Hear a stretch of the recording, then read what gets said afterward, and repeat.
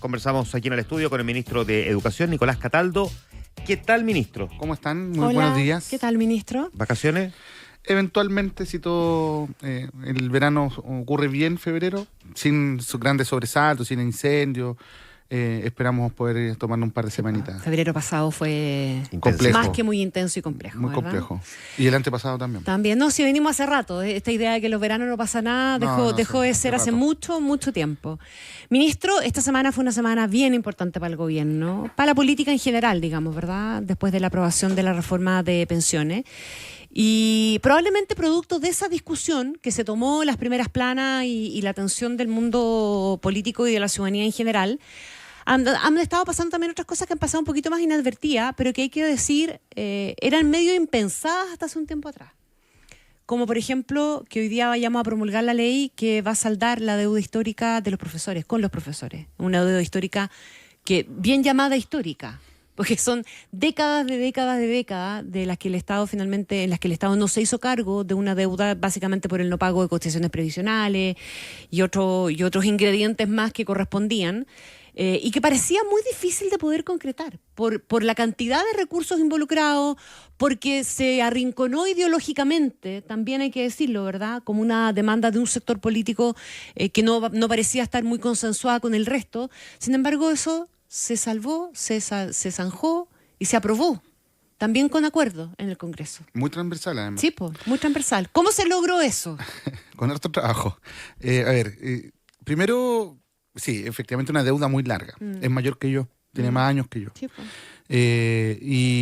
Y se nos han ido muriendo muchos profesores. En el 2016 nosotros hicimos un análisis del universo de docentes. Me tocó encabezar ese estudio desde el gabinete del Ministerio de Educación con la ministra del Piano en esa época. Y dábamos cuenta de más de 76.000 docentes y de los cuales más de 60.000 estaban vivos. Hoy son 57.000. La tasa de mortalidad que tiene el sector es grande. Perdón, solamente recordemos de cuándo data esta deuda, de Esto 1981 más o del menos. año 81, es Claro. el no pago del artículo 40 del decreto ley 3551, Sí. que es la que origina esta deuda histórica. Esta fue una asignación que se le comenzó a entregar a todos los funcionarios públicos, dado que los sueldos eran muy bajos, y los profesores en ese tiempo eran dependientes del Ministerio de Educación, Claro. y eso fue a fines de los 70. Y en el 81 comienza el proceso de municipalización. Entonces, al ser traspasado, algunos municipios, la mayor parte, no reconocen este bono y no se paga. Ahí se origina la deuda histórica. Otros municipios sí lo pagan y, de hecho, en esos casos no tienen derecho a acceder a esta bonificación. Y están debidamente reconocidos. Porque están esos debidamente casos. reconocidos, sí. Sí, y las municipalidades donde se hizo y todo el asunto. Y luego, esto tenía una discusión durante los años 90, los 2000, bien intensa. Han habido comisiones especiales en la Cámara. Estuvo la famosa comisión Montes, que se le decía, que cuando Carlos Montes, hoy ministro, era diputado de la República. Muy transversal.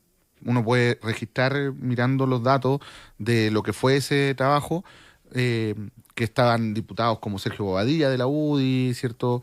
Es decir, una transversalidad bien amplia. Y es por eso que también encontramos el respaldo que encontramos. O sea, el Parlamento consistentemente durante mucho tiempo planteaba soluciones y buscaba o emplazaba a los ejecutivos a resolver esto en las leyes de presupuesto. Generalmente se discutía esto. ¿Y con qué se toparon siempre? ¿Cuál fue la dificultad que nunca se pudo salvar y que ahora sí se salvó? ¿La presupuestaria solamente? Yo diría que la voluntad primero de un presidente de resolverlo. Si bien es cierto, no es que los presidentes anteriores no hayan tenido sensibilidad al respecto, tampoco se le puso la prioridad al asunto. En segundo lugar, la capacidad de articular un diálogo entre Hacienda y los profesores. Y ese trabajo nos correspondió a nosotros como sector educacional, ¿no? Porque el puente siempre ha estado cortado, digamos, entre el Ministerio de Hacienda y los profesores, por razones obvias, ¿no? O sea, quien maneja la cartera no se va a relacionar directamente con quienes piden o exigen mejora. Eso siempre ocurre a través de los ministerios sectoriales. Y en esta ocasión logramos encontrar algo que era muy difícil, que era una propuesta de solución que fuese fiscalmente responsable, razonable, viable, con una propuesta de reparación que fuese digna y éticamente presentable. Y creo que logramos encontrar ese punto, y eso era lo difícil, y por eso también nos demoramos lo que nos demoramos. Ya, y vamos a lo concreto. ¿En qué se traduce ese acuerdo y desde cuándo se comienza a pagar la deuda histórica? ¿A quiénes se paga la deuda histórica? ¿En qué plazo? Bueno, es un bono que se paga por una única vez de 4,5 millones de pesos, que va a pagarse en 2 cuotas, en octubre y enero del año siguiente, es decir, solo con un par de meses de diferencia entre el primer pago y el segundo. Eso tiene una razón muy sencilla, y es que se usan 2 años presupuestarios distintos, claro, para no cargarlo todo un solo y año, para poder acelerar el proceso de pago. De ese modo son 6 pagos en 7 años presupuestarios distintos, solo que el último año presupuestario es enero, ¿no? Entonces al inicio. Esto va direccionado en primer lugar a los profesores que tienen 80 o más años. Y de ahí va a ir descendiendo en las edades hasta terminar el proceso el año 2031. En tercer lugar, esto requiere algunos requisitos. Por ejemplo, no haber recibido el bono. Comuna de Pudahuel pagó el bono, nunca dejó de pagarlo, por ejemplo. De las que yo me acuerdo de memoria. Entonces, en esos casos no aplica. O no haber ganado juicios que se hayan pagado. Sí, por ejemplo, juicios, claro. Hace poco salió el dictamen de la Corte Interamericana de Derechos Humanos, que acogiendo los fallos que hubo en tribunales chilenos y que no se pagó, sancionó al Estado de Chile por denegación de justicia. Fíjate en lo importante de esta sutileza. No fue por el fondo, no fue por la deuda histórica, sino que fue porque esos profesores en Chile, que es un grupo de 800 y fracción, ganaron en Chile juicios. La razón, la no presentación de los empleadores a los juicios, es decir, ganaron por walkover, ¿no? Y en esos casos se les denegó la justicia porque habiendo ganado los juicios no se les pagó. Correcto. Y eso es lo que sanciona la Corte. Ahora, entre que se iniciaron los juicios en Chile, el año 92, 93, hasta que se les pagó el año 2023 a los profesores, pasaron 30 años. Entonces son 30 años que no tienen, ¿no? Entonces, dentro de los requisitos está el desistimiento, ¿no? Desistirse de acciones judiciales contra el Estado o terminar los juicios que están en curso. Es una especie de transacción. Sí, claro, es lógico. ¿No? Entonces, ahí hay un requisito inicial que tienen que presentar esta documentación para que efectivamente se active el beneficio. Ya. A usted en lo particular le toca encabezar el momento de saldar esa deuda histórica. ¿Qué representa para usted en términos personales? ¿Personales? O sea, esto es... Primero, yo soy profesor. Por lo mismo. Segundo, yo trabajé en el colegio de profesores. Me tocó durante varios años articular la agenda de trabajo del magisterio desde el Departamento de Educación, y esto estaba ahí. Conozco a los profes de la deuda histórica, sus dirigencias, es bien personal. Además, me tocó trabajar en el levantamiento de la información. Cuando se construye la primera base de datos de profesores afectados, a que le tocó llevar adelante ese trabajo técnico fue a mí, como asesor del ministerio. Entonces, me ha tocado intervenir en el proceso desde distintos ángulos, en distintos momentos. Y uno no puede desprenderse del factor emocional en esto. Si al final del día me tocaba recibir prácticamente todos los días profesores que llegaban a preguntar, porque es algo que todavía ocurre en el Ministerio de Educación, ¿no? Colegio de Profesores está planteando una situación compleja en la comuna de Santiago. Y usted ha planteado al mismo tiempo que esto es una responsabilidad de los sostenedores, no necesariamente el Ministerio de Educación, pero al mismo tiempo se ha ofrecido para poder ser todo lo mediador frente a este tema, y ha puesto algunos ejemplos de situaciones más o menos equivalentes. Primero describamos cuál es el problema y cuánto puede contribuir el Ministerio de Educación a que esto en marzo no se termine convirtiendo en un dolor de cabeza, cuando ya marzo siempre es complicado. Sí. Bueno, primero es lo que nos corresponde. No somos sostenedores, soy enfático en decirlo. O sea, no nos corresponde al Ministerio de Educación pagar los sueldos. Distinto en el caso de los servicios locales, donde tampoco es el Ministerio de Educación quien paga, pero ya son órganos del Estado. Exacto. Las municipalidades son autónomas y en su autonomía son ellos los responsables de pagar. Nosotros nos corresponde transferir los recursos que corresponden por ley, las subvenciones, etcétera. Pero hay herramientas que tiene el Ministerio de Educación. Ellos alegan, pagos pendientes, para que se sepa. Pago pendiente, de bono. Sí. Es que son negociaciones locales, ¿no? Sí, ya hay algunos avisos de despido de dirigentes, unos avisos como despido de dirigentes gremiales y otras cosas así. Claro. Entonces, una cosa es la situación financiera de la municipalidad interna, y si los recursos que allega el Ministerio de Educación a través de las distintas leyes que financian la educación son suficientes. O sea, yo creo, me imagino que no. Esto es la realidad que estamos viviendo de un tiempo a esta parte, sobre todo post pandemia. Se incrementó mucho el tema de la crisis financiera y lo estamos viendo con varios municipios. Yo les quiero recordar que el año pasado, a principios de año, por ejemplo, nos tocó intervenir en el caso de Tiltil. ¿Se acuerdan de Tiltil? Sí. Que el alcalde cerró la escuela y bueno, ahí intervenimos como Ministerio de Educación y nombramos un administrador provisional. Es una herramienta que tiene el sistema. Ahora, Santiago está a un año del traspaso. Es decir, en un año más ya va a existir el servicio local. Locales, claro. Ya está nombrada su directora ejecutiva, una persona con un buen currículum, una buena trayectoria. Lo conversábamos con el alcalde de Desbordes hace un par de días atrás por teléfono. ¿Tiene buena relación usted con el alcalde para enfrentar este tipo de situaciones? No voy a decir que tengo la relación que tengo con, no sé, pues Evelyn Matei o con Jaime Belolio, que conozco más por otras razones. Pero a priori no tuvimos una mala conversación. Yeah. Y ahí también yo le manifesté la disposición del Ministerio a colaborar. Y el día de hoy, de hecho, me reúno con el jefe del DAEM para poder, porque él estaba fuera de Chile, me parece, el alcalde. Vamos a buscar alternativas dentro de las herramientas que tenemos. Y eso implica, entre otras cosas, también allegar recursos, sin duda. Y esperamos que con eso probablemente la más potente es convencer al colegio de profesores. Yo creo que hay un diálogo, porque las cuecas siempre se bailan a dos.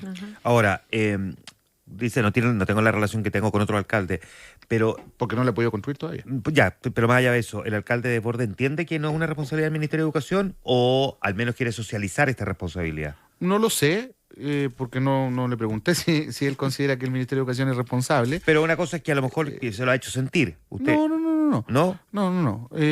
No, digo, porque cuando el problema es mío, me están ofreciendo ayuda... Me allano, por supuesto, a la ayuda. Bueno, por eso el jefe de Educación va hoy día a conversar conmigo al Ministerio. Me interesa que efectivamente entienda la colaboración. Y ¿sabes cuál es el punto, Juan Manuel? El punto es que, más allá de las diferencias políticas, cuando se suspenden las clases por distintas razones, son los niños los que pierden. Y claro. Estamos en una discusión en la que, no sé, seguramente ustedes me van a preguntar en un ratito más por la asignatura de lengua y cultura indígena, y está todo el debate del uso alternativo de los tiempos, ¿no? Escolares, y si es en eso en que se tiene que utilizar. Bueno, hay un escenario peor, que es cuando no tienes tiempo para hacer clases, y por eso es que tanto a ellos como municipio, como a nosotros como ministerio, nos tiene que importar muchísimo resolver este problema. Antes de ir a lo de los pueblos originarios, que obviamente lo tenemos... Lo anticipé, te dice sí, pero... Qué visionario. Sí, pero antes de, porque esta pregunta es anterior y tiene que ver con parte de la crítica que se ha descolgado de introducir esta nueva asignatura. Ministro, ¿usted cuánto lleva en el cargo ya? Un año 4, un año 5. Ya, y usted ya había trabajado asesorando al Ministerio de Educación, es profesor, conoce de cerca el colegio de profesores. Se ha hecho mucho caso, mucho tema de que han pasado 10 años de las grandes reformas que se sometió el sistema escolar, fundamentalmente en materia de educación. Quedémonos ahí, porque podemos hablar también del efecto de la gratuidad y otras cosas, pero quedémonos en el sistema escolar. ¿Qué de todas con este tiempo que ha pasado, enfrentado usted ya a problemas concretos que han comenzado a surgir? Los servicios locales, las discusiones respecto del mérito o no mérito, el proceso de selección o de admisión escolar finalmente, la caída de los liceos emblemáticos y una larga lista de etcéteras, la perpetuación de la violencia en algunos casos, en algunos colegios emblemáticos. ¿Qué recoge usted? ¿Qué balance hace usted personalmente de este tiempo que ha pasado desde que se implementaron esas grandes reformas y el resultado que se está mostrando hoy día? ¿Qué cosas cree usted o se ha convencido usted se hace necesario corregir? O sea, nosotros estamos convencidos de que es necesario corregir porque son reformas muy grandes que están en proceso de implementación aún. Uh-huh. La nueva educación pública está en plena transición. Uh-huh. Este año traspasamos 9 servicios locales. Es el gobierno que ha traspasado más servicios locales de una sola vez. Entre ayer y hoy día estaban pagando remuneraciones, dicho sea de paso, y estamos monitoreando que esté todo bien, pero creo que, por ejemplo, los servicios locales, al margen del problema de Atacama, que es real, en general se han estabilizado. O sea, la discusión presupuestaria este año no puso el énfasis en aquello, como lo hizo el año anterior, precisamente porque logramos demostrar que haciendo bien el trabajo de transición, los servicios locales podían funcionar mejor. Y fue mejor que lo que había antes del traspaso en los territorios donde se hizo. Nosotros tomamos además un par de decisiones que yo creo que fueron muy relevantes para la estabilidad del sistema y para la comprensión política de los actores que opinaban respecto a eso. Por ejemplo, darnos 2 años antes de traspasar la escuela entre que se crea el servicio local y se traspasa. Y eso fue muy bien valorado por el mundo político. Cuando miraron lo que nosotros estábamos haciendo, todos lo entendieron, incluyendo la oposición. Porque claro, el servicio local madura, aprende, se conecta con el territorio, resuelve problemas importantes como el transporte escolar y otras cosas que antes no tenía tiempo para hacer. Y se encontraba con las escuelas de golpe y era todo un caos. Eso pasó en los primeros servicios locales. En segundo lugar, porque logramos también demostrar algo que siempre estuvo en el diagnóstico de la política pública y es algo bien menor si uno lo mira en contexto del resto de los temas, pero es súper importante. Y es que nosotros hemos respetado a las autoridades de los servicios locales, incluso cuando esas son de oposición. Y hemos trabajado con todos por igual. Y esto ha sido bien valorado y nadie nos ha podido criticar de que hemos sido sectarios, que hemos trabajado con perspectiva de cuoteo político, ni nada por el estilo. Y es más, me ha tocado nombrar gente de oposición en ese cargo, digamos, y trabajar con ellos muy de la mano. Y tengo una muy buena opinión, además, de muchos de ellos. En tercer lugar, también dirigimos el esfuerzo a traspasar servicios locales en territorios en crisis. Entonces dijimos que un poco el debate que se nos instaló en la prensa, esto suele suceder, de que habíamos cedido frente a Manquehue a los alcaldes del Barrio Alto. Y la verdad es que no, pues si tengo Tiltil, que tengo intervenido con un administrador provisional, donde tiene un déficit de 18.000 millones de pesos, donde el alcalde cerró las escuelas prácticamente el año pasado, y está para el final del proceso hacia el 2030, y Manquehue estaba para este año. La pregunta es, ¿por qué voy a adelantar a los Barnechea, a Vitacura, a Las Condes, a Providencia, cuando tengo la tremenda embarrada al otro lado? Entonces, hemos hecho el ejercicio de ir priorizando, de traernos las situaciones de crisis a tiempo presente y postergar lo que está mejor para poder ir ordenando las prioridades del sistema. Y eso ha generado, por ejemplo, una evaluación de que allí donde hay servicios locales, si bien es cierto, están más abajo que el resto del sistema porque son lugares en crisis, o sea, tienen peores indicadores de asistencia, peores indicadores de aprendizaje, en el tiempo están demostrando crecer más rápido que el resto del sistema. Y están cerrando brecha.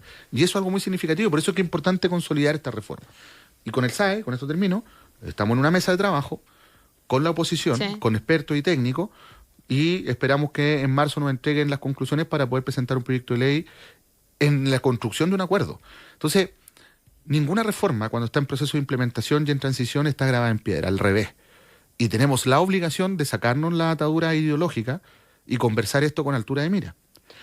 Ahora, eso se podría haber hecho también en su momento, porque hace 10 años atrás muchas de las cosas que están pasando hoy día la alertaron varios expertos, varios académicos y varios representantes del mundo político. Lo que pasa es que yo creo que hay que distinguir otro elemento y es súper importante lo que tú me decís, Connie, porque se le echa la culpa al SAE de lo que pasa en los emblemáticos. Sí. Yo creo que no tiene ninguna relación entre lo que pasa en el SAE y los emblemáticos. El problema de los emblemáticos es anterior y es...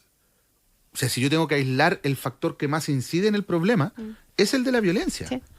Es el problema de la interrupción de clases. Es el tema de que las familias dejaron de dirigirse a esos establecimientos en busca de oportunidades porque tienen temor de que pase algo. Ahora, si yo miro los resultados del Nacional, claro, hay menos estudiantes que tienen resultados muy buenos en comparación a antes, pero siguen teniendo muchos estudiantes que tienen resultados muy buenos. Y si yo lo comparo con los resultados de los particulares pagados y los controlo por número, tienen más y mejores resultados que los particulares pagados inclusive. Entonces, hay que hacer bien el análisis porque nos podemos equivocar en el diagnóstico de la enfermedad. Y yo lo he dicho en un par de veces. Y usar antivirales para atender una infección. Y la infección se atiende con antibióticos. Entonces, bien me parece que en eso tenemos que ser serios. Ahora, eso no significa que no haya que hacer corrección al SAE. Pero no le achaquemos al mensajero un problema que no tiene que ver con ese mensajero. Ministro, hablemos ahora sí de la implementación de las asignaturas de lengua y cultura de pueblos originarios ancestrales, sector de lengua indígena en los programas escolares a partir de este año. Ha habido críticas a esto, por supuesto hay quienes lo han destacado, pero quiero partir primero que me ayude a entender el cómo se llega a esta determinación, porque entiendo que es a partir de un oficio en el que se le recuerda a los colegios que tienen que implementarlo este año. Pero hay quienes también han señalado que hay establecimientos que tienen malos resultados en términos de la rendición de algunas pruebas y que lo que debería hacer es aprovechar el tiempo para reforzar el actual aprendizaje.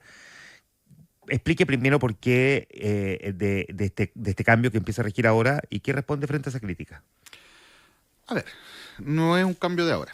Es un oficio que todos los años saca el Ministerio de Educación para orientar al sistema a incorporar los elementos de esta ley que regula finalmente la existencia de la asignatura, y también establece que aquellos que no cumplen o que no tienen las condiciones para implementarla tienen más plazo para poder adecuarse y tienen que hacer el esfuerzo para el año siguiente. Y esto es así todos los años. Por lo tanto, no es un oficio novedoso, es un oficio que regularmente se saca. Y luego vienen otras cosas que tienen mucho que ver con lo que hablábamos antes, ¿no? Cuando se politizan los temas, porque uno tiene que descomponer el problema en dos. Primero, el fondo. ¿Es conveniente utilizar tiempos en asignaturas como esta para, considerando que hay un uso alternativo de los tiempos cuando hay dificultades, por ejemplo, en la lectura y la escritura en el primer ciclo básico? Lo podemos discutir técnicamente. Pero luego yo tengo que ir al origen del tema, y esto primero se viene implementando desde el 2010. El 2019 se comienzan a construir las bases curriculares. 2019. No es precisamente en este gobierno. Se comienzan a construir las bases curriculares, lo aprueba el Consejo Nacional de Educación, que es el ente de control, el que hace check and balance a las decisiones del Ministerio de Educación, y que son técnicos y expertos, y desde el 2021 comienza a implementarse obligatoriamente en el sistema, que no es precisamente en este gobierno. Y ahí comienza con primero, segundo, y luego va creciendo hasta sexto básico. Entonces, lo que hace el oficio, en definitiva, es continuar con una inercia de implementación de algo que ya está establecido por norma que tiene que ocurrir. O sea, y no respecto de todos los colegios. Y no respecto a todos los establecimientos educacionales, sino de aquellos que tienen una concentración de 20% de estudiantes de pueblo originario, o que tienen algunas de las estudiantes de pueblo originarios sin vitalidad lingüística, ¿no? Para reforzarlo. Porque lo que hay que reconocer también es que las lenguas y la cultura de nuestros pueblos originarios son patrimonio, y como patrimonio tenemos que cuidarlo también. Y luego uno discutirá si esta es la mejor forma de hacerlo. Lo que es cierto es que tenemos un tema a propósito del uso de los tiempos, estamos impulsando un ajuste de nuestras bases curriculares en general, estamos incluso trabajando las bases curriculares para el séptimo a segundo medio, porque estas bases curriculares de la asignatura de lengua y cultura de pueblos originarios ancestrales existe hasta sexto básico. ¿Ya? Y por lo tanto, desde ahí es que no tengo ningún problema en que hagamos una evaluación. ¿Qué es lo que le incomoda a la crítica política? Lo que me incomoda es que no se plantee con claridad cuál es el origen de esto, ¿no? Esto deviene de una negociación que tuvo el gobierno del presidente Sebastián Piñera con representantes de los pueblos originarios, donde se llegaron a acuerdos, donde esos acuerdos se materializaron en un trabajo técnico que dio cuenta de bases curriculares que crean esta asignatura, que se aprueban durante ese mismo periodo en el Consejo Nacional de Educación y que se comienza a implementar en el sistema durante ese mismo periodo. Entonces, a mí lo que es la hipocresía que hay detrás de la crítica para algunos, desde algunos sectores. O la memoria corta. Pero puede ser eventualmente... Perdón, puede ser... Que no podemos olvidar que estamos en año electoral ya. Sí, no, está bien, pero puede ser también ignorancia que quienes no recuerden que esto efectivamente surgió en el gobierno de su propio sector político. Yo creo que como es todos los años que surja hoy día la crítica, cuando el año pasado también se envió y el año antepasado también se envió. ¿Usted cree que hay en el fondo un cálculo político? Yo creo que hay una campaña de generar una situación de crisis previa al inicio del año escolar que está en curso. Y se generan reacciones o sobrereacciones de temas que podemos conversar, que nunca hemos tenido dificultades en poder sentarnos a conversar, pero claro, prefieren mandarse por la prensa como un problema nuevo, como si es algo que hubiésemos resuelto ahora.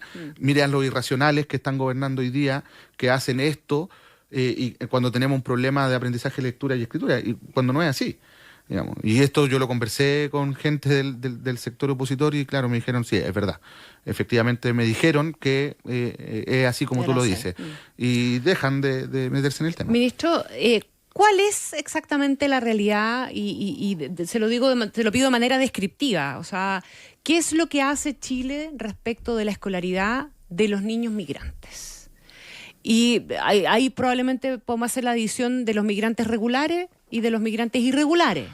Se lo planteo a propósito de la última. Solo hay migrantes. Sí. Bueno, es que por eso, porque no existe esa distinción. Sí. Y el alcalde Carter, el exalcalde Carter, que hoy día candidato, no sabemos bien si presidencial o senatorial, pero claramente perfilándose para ser candidato, dice que los niños migrantes irregulares no deberían tener acceso a los colegios. ¿Cómo se enfrenta estructuralmente el tema de los niños migrantes y su escolaridad en Chile?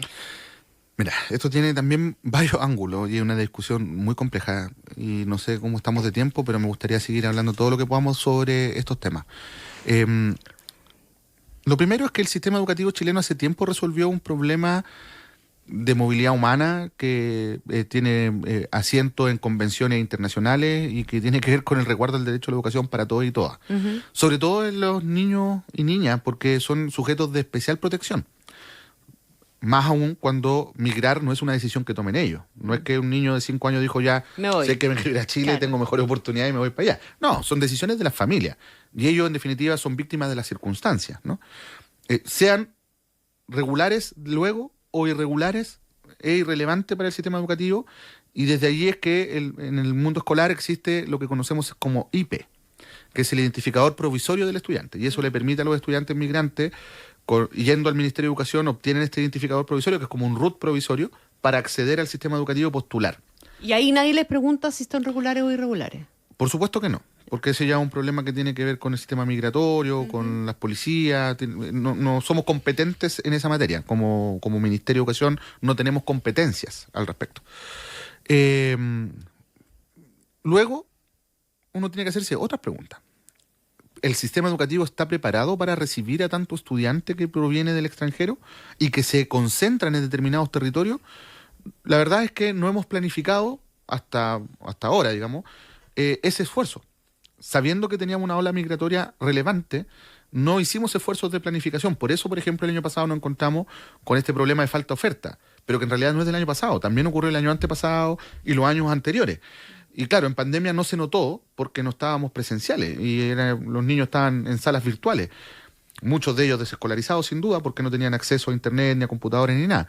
Pero cuando volvimos a la presencialidad nos dimos cuenta de que teníamos un problema y había más niños queriendo entrar que salas disponibles para que entraran.